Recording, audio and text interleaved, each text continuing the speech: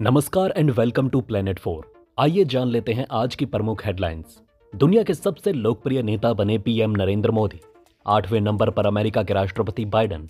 Armenia को खतरनाक हथियार देने वाले देश भारत और फ्रांस पर भड़के अजरबैजान के राष्ट्रपति। 12 साल बाद भारत क्यों आ रहे हैं अमेरिका खुफिया एजेंसी एफबीआई के मुखिया। 5 साल में विदेश पढ़ने गए 403 भारतीयों की मौत, इनमें से 91 कनाडा में मारे गए। अमेरिका ने बिगाड़ा सऊदी अरब का खेल, भारत के लिए होगा फायदे का सौदा। अगले साल 7% ग्रोथ रेट का अनुमान। दुनिया भर की इकोनॉमी में सबसे आगे है भारत। हज को लेकर सऊदी अरब का मेगा प्लान, भारतीय मुसलमानों को होगा बड़ा फायदा। इन सभी अपडेट्स के साथ वीडियो में जानेंगे और भी बहुत कुछ। दोस्तों, आर्मेनिया को भारत और फ्रांस की ओर से हथियार दिए जाने पर अजरबैजान के राष्ट्रपति ने एक बार फिर कड़ी प्रतिक्रिया दी है। अजरबैजानी राष्ट्रपति ने इन दोनों देशों पर दक्षिणी कॉकेक्स इलाके में फिर से युद्ध को भड़काने का आरोप लगाया है।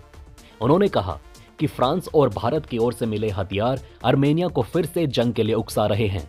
अजरबैजान के राष्ट्रपति ने आगे कहा कि फ्रांस और भारत जैसे देश आर्मेनिया को हथियारों की आपूर्ति करके आग में घी डाल रहे हैं। ये दोनों देश आर्मेनिया में एक झूठा भ्रम पैदा कर रहे हैं कि इन हथियारों का उपयोग करके वो काराबाग को वापस ले सकता है, जो कभी हो नहीं सकेगा, लेकिन यह क्षेत्र की शांति के लिए जरूर खतरा बन सकता है। फ्रांस और भारत से बीते कुछ समय में आर्मेनिया को घातक हथियार मिले। इसमें पिनाका रॉकेट सिस्टम भी शामिल है, जिस पर अजरबैजान खफा है। अजरबैजान के राष्ट्रपति इल्हाम अलीयेव ने अगले कार्यकाल के लिए चुनाव का भी ऐलान किया। अजरबैजान में अपारदर्शी तरीके से बीते चुनाव होते रहे, उससे उनकी एक और जीत तय मानी जा रही है। इल्हाम अलीयेव 20 साल से अजरबैजान के राष्ट्रपति हैं। अक्टूबर 2003 में इस पद को संभालने के बाद वो लगातार राष्ट्रपति बने हुए हैं। वहीं विश्व के सबसे लोकप्रिय नेता में सबसे आगे पीएम मोदी हैं। मॉर्निंग कंसल्ट के मुताबिक 76% अप्रूवल रेटिंग उन्हें मिली, जिसके कारण वो सबसे लोकप्रिय नेता बन गए। दूसरे नंबर पर मैक्सिको के राष्ट्रपति रहे, जिनकी अप्रूवल रेटिंग 66% है। इटली की पीएम लिस्ट में 6ठे स्थान पर रही। अमेरिकी राष्ट्रपति जो बाइडेन इस लिस्ट में 8वें स्थान पर हैं। जो बाइडेन की अप्रूवल रेटिंग 37% रही। इससे पहले के सर्वे में पीएम मोदी ही टॉप पर थे।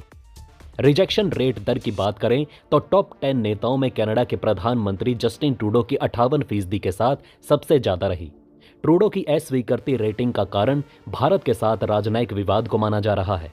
वहीं सऊदी अरब ओपेक प्लस देशों के साथ मिलकर तेल उत्पादन में लगातार कटौती कर रहा है, ताकि तेल की कीमतों को बढ़ाया जा सके। लेकिन अमेरिका ने अपना तेल उत्पादन बढ़ाकर उसका खेल बिगाड़ दिया। बाजार में अमेरिकी तेल की अधिकता से सऊदी तेल की मांग घट रही है, जो सऊदी किंगडम के लिए बड़ी समस्या है। इससे परेशान सऊदी अरब मजबूरन अपने तेल की मांग बढ़ाने के लिए एशिया में तेल की कीमतों में कटौती कर रहा है। अमेरिका के अलावा ब्राजील जैसे गैर ओपेक प्लस देश भी कच्चे तेल का उत्पादन बढ़ा रहे हैं, क्योंकि सऊदी अरब और रूस ने हाल ही में अगले साल के लिए तेल उत्पादन में कटौती की घोषणा की। भारत एक तेल आधारित अर्थव्यवस्था है, जहां महंगाई और तेल की कीमतों में सीधा संबंध देखने को मिलता है। भारत अपने इस्तेमाल का 80% से अधिक कच्चे तेल का आयात करता है। रूस, सऊदी अरब, संयुक्त अरब अमीरात, इराक जैसे देशों से सबसे अधिक तेल का आयात किया जाता है। अमेरिका के तेल उत्पादन बढ़ाने और सऊदी में तेल के दाम घटाने से भारत को फायदा ही होगा। सऊदी अरब ने एशियाई बाजारों के लिए अपने तेल की कीमतें घटाई हैं, जो भारत के लिए फायदेमंद साबित होगा। बुधवार को जैसे ही कच्चा तेल सस्ता हुआ, देश के कई शहरों में पेट्रोल डीजल की कीमतों में गिरावट देखी गई। वहीं एफबीआई निदेशक भारत दौरे पर एनआईए के प्रमुख दिनकर गुप्ता से मुलाकात कर सकते हैं। इसके अलावा वे भारतीय खुफिया एजेंसी और गृह मंत्रालय के वरिष्ठ अधिकारियों के साथ मुलाकात कर सकते हैं। 12 वर्षों में पहली बार होगा जब एफबीआई प्रमुख भारत के दौरे पर होंगे। जिन मामलों पर दोनों पक्षों में वार्ता हो सकती है, उनमें खालिस्तान आतंकवाद, पन्नू विवाद, जम्मू कश्मीर में पाकिस्तान प्रायोजित आतंकवाद और गैंगस्टर नेटवर्क जैसे मुद्दे शामिल हैं। वहीं अमेरिका के कुछ सांसद अब खुलकर खालिस्तानी गुरपंतवंत सिंह पन्नू के साथ आ चुके हैं। अमेरिकी सांसदों ने भारत के रुख की आलोचना की और अमेरिकी आरोपों के संबंध में भारत का जिक्र किया। एक कार्यक्रम में अमेरिकी सांसदों ने पिछले दिनों हुए घटनाक्रम के संदर्भ में कई बातें कही। हालांकि व्हाइट हाउस ने भारत के साथ रणनीतिक साझेदारी को गहरा करने की अमेरिकी प्रतिबद्धताओं की पुष्टि की है। पिछले 5 वर्षों में 403 भारतीय छात्रों की विदेशों में मौत हुई। इनमें सबसे ज्यादा 91 मौतें कनाडा और 48 मौतें ब्रिटेन में हुई।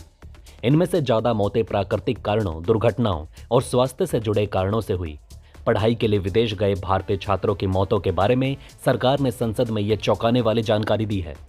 वहीं देश की इकोनॉमी चालू वित्त वर्ष 2023-24 में 6.8% की दर से बढ़ेगी। साथ ही 2024-25 में जीडीपी ग्रोथ रेट 7% पर पहुंच जाएगी। भारतीय उद्योग परिसंघ ने यह बात कही है। हाल के राज्यों के विधानसभा चुनाव पर उन्होंने कहा कि यह शेयर बाजार और इंडस्ट्री पॉलिसी में निरंतरता के पक्ष में है। सऊदी अरब के हज मंत्री ने एक ऐसा ऐलान किया जिससे लाखों भारतीय मुसलमानों को फायदा होगा। एक इंटरव्यू में उन्होंने कहा कि हज पर जाने वाले भारतीयों को अब खास वीजा की जरूरत नहीं पड़ेगी। इन उपायों को भारतीयों के लिए बड़ा फायदेमंद करार दिया जा रहा है। डेनमार्क में कुरान जलाने पर बैन, सरकार बोली ये देश की सुरक्षा के लिए खतरा। भारत ने इस मुद्दे पर दिया था पाकिस्तान का साथ। मुस्लिम देशों ने तनाव कम करने के लिए गुरुवार को डेनमार्क की संसद ने यह फैसला लिया। भारत ने भी यूएन की ह्यूमन राइट काउंसिल में इस मुद्दे पर पाकिस्तान के प्रस्ताव का समर्थन किया था। इस पूरी अपडेट और विश्लेषण पर दोस्तों आपकी क्या राय है, नीचे कमेंट में जरूर लिखें। जल्द मिलते हैं एक और नई अपडेट के साथ। चैनल को सब्सक्राइब कर लीजिए ताकि आप सभी तक नेक्स्ट वीडियो आसानी से पहुंच सके। वीडियो अंत तक देखने के लिए आपका धन्यवाद।